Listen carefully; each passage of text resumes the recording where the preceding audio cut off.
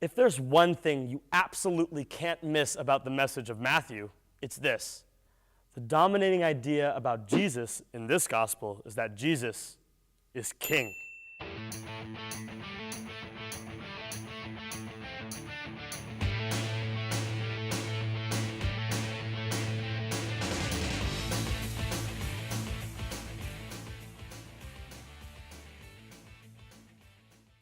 The author of Matthew wrote to demonstrate the royalty of Jesus. From the very beginning of the gospel, the genealogy proves that Jesus is the son of David. The wise men come looking for the baby who has been born king of the Jews. John the Baptist announces that the kingdom is near.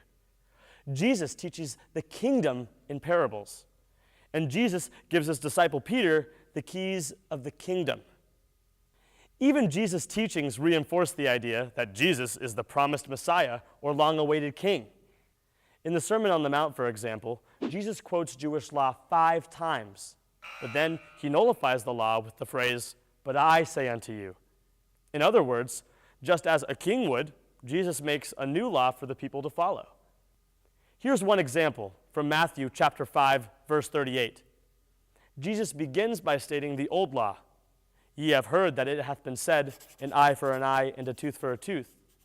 Then he rewrites the law for his followers, saying, But I say unto you, that ye resist not evil, but whosoever shall smite thee on thy right cheek, turn to him the other also.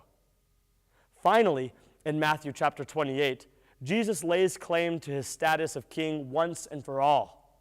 He has been crucified, and he has risen. And in this moment of triumph, he says to his doubting followers, all power is given unto me in heaven and in earth.